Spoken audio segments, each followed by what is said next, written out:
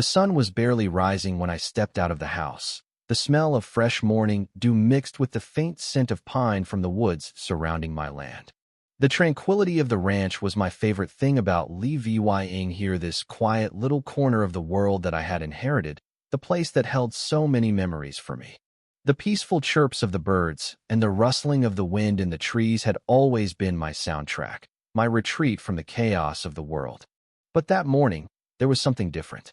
A small, bright orange flyer was taped to my mailbox, fluttering slightly in the wind like a warning signal. It was impossible to miss, even from a distance, standing out against the natural greens and browns of the land. My heart sank before I even read a word of it, an immediate sense of dread taking hold. HOA. The words alone were enough to make my stomach churn. I walked over to the mailbox and peeled it off, holding the flyer in my hands like it was a personal attack. And it was. I could feel the anger bubbling up already, even before I fully understood what it said. Prohibition of private swimming pools. My pool had been in the backyard for as long as I could remember. It was nothing extravagant, just a regular family pool, surrounded by a few scattered lounge chairs and a small barbecue pit. It had seen countless summer barbecues, birthday parties, and afternoons spent with friends and family splashing around, enjoying the rare moments of freedom. It was part of the heart of this ranch, a symbol of everything that made it mine. But now, the HOA wanted to take it away. I could already feel the anger rising within me, a familiar fire igniting in my chest. How dare they? For a moment, I just stood there, staring at the flyer. It was full of legal jargon, the type of stuff that made no sense unless you were a lawyer, but the meaning was clear. If I didn't comply, they'd come after me, using their bureaucratic power to force me into submission. My heart raced, but instead of panicking, I felt something else. Determination.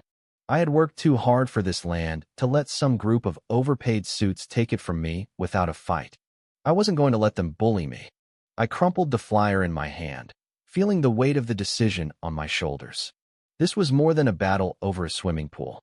This was about standing up for my rights, about showing these people that I would not be pushed around. Without another thought, I pulled my phone out of my pocket and dialed Bob. Bob wasn't just a friend, was a man who knew how to get things done. He'd been my right-hand man for years, always ready with a plan, always able to take on a challenge with a kind of quiet confidence that made you feel like you were already halfway to Tory. "Bob, it's me," I said when he picked up. "I need your help." Bob didn't waste time with pleasantries. "What's going on?" "I've got an HOA problem," I replied, my voice low with frustration. "They're trying to take my pool. I need to show them who's boss." He was silent for a beat. "What do you have in mind?" "I want a trench," I said. "A big one.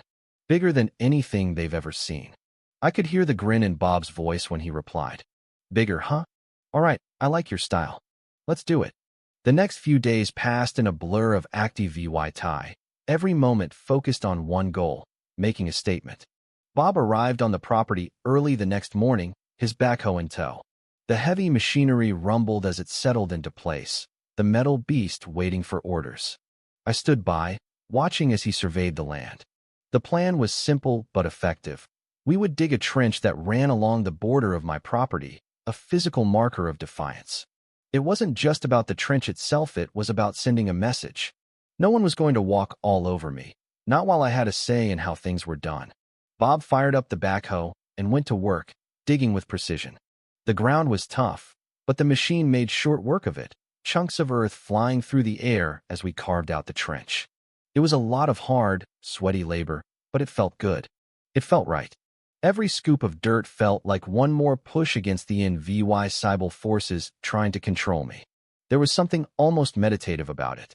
The rhythm of the machine, the deep rumbling sound as it moved through the earth, it was a reminder of the power I had here. This land was mine, my family's, and I wasn't going to let anyone take it from me. As the trench grew deeper and longer, something else happened. The neighbors, those who had always been too scared to speak up against the HOA, began to take notice.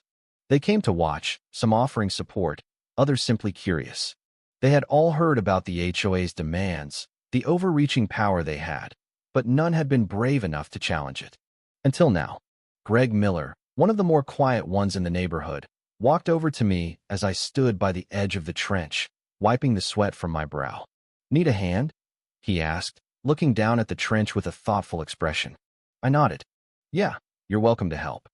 Greg had always been the kind of guy who kept to himself, but there was something about him that made me feel like he was waiting for an excuse to take action. That day he got his excuse.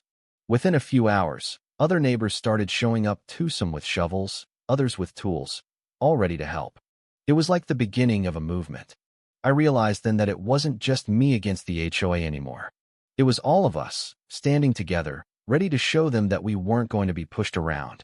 By the time the trench was done, it stretched across the front edge of my property. It was deep, it was wide, and it was impossible to ignore. It was a statement. The HOA had just become the enemy. It didn't take long for the HOA to respond. A few days later, I received a letter. It was longer than the first one, filled with legal threats and condescending jargon. But the message was clear. The HOA was not going to back down. They were demanding that I stop the construction immediately or face fines and legal action. I read the letter with a mixture of anger and amusement. They thought they could scare me into submission with paperwork. But I had something better than paperwork. I had the land. And I wasn't GIVYing it up without a fight. I picked up the phone and called my lawyer, telling him to prepare for a battle. I wasn't about to let them walk all over me. As the days passed, the tension began to build. The HOA sent more letters, and the phone calls came more frequently. But none of it fazed me. I knew what I had to do. And the trench, that was just the beginning. It wasn't until the day the HOA sent their representatives that I realized just how serious this had become. They didn't just send one person, they sent two, both in expensive suits, their faces cold and professional. They came with their own lawyer, a slick guy with a briefcase full of paperwork. The moment they pulled up to my property, I knew they weren't here to negotiate. They were here to intimidate. I'm afraid we're going to have to ask you to cease all work immediately, one of the representatives, a tall man with slicked back hair, said. His voice was smooth, like he was used to getting his way. I didn't flinch. Is that so? Yes, he said, crossing his arms. If you don't comply, there will be serious legal consequences. I looked at the trench behind me. The backhoe stood still, its orange arm raised like a silent witness to everything that had come before. You've got a lot of nerve, I said, stepping closer. This is my land. I don't take kindly to being told what to do. The other representative, a shorter woman with a sharp nose and a piercing stare, stepped forward. This is an HOA matter. You have to follow the rules. No, I said. I don't. The showdown was tense, both sides staring each other down, neither willing to back down. I could see the frustration building in their eyes, the realization that I wasn't going to be pushed around anymore. And then, out of nowhere, Greg stepped forward, his voice calm but firm. This isn't just his fight. It's ours. We're not going to let you walk all over us anymore. The other neighbors had gathered behind us, standing tall and strong. It wasn't just about the pool anymore. It was about reclaiming our right to live the way we wanted. The HOA representatives didn't know what to do. They'd never expected this. They thought they could scare us, intimidate us into submission. But they hadn't counted on the power of a community standing together. And in that moment, I knew we had won. The HOA backed off, their threats fizzling out as the crowd around me grew stronger, more united.